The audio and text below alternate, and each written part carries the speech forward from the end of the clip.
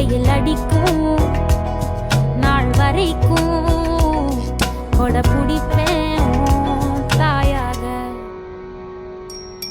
நீ நீ சொல்லும் கதை நான் கேட்கும் வர நாமாவும் மாய பறவைகளே.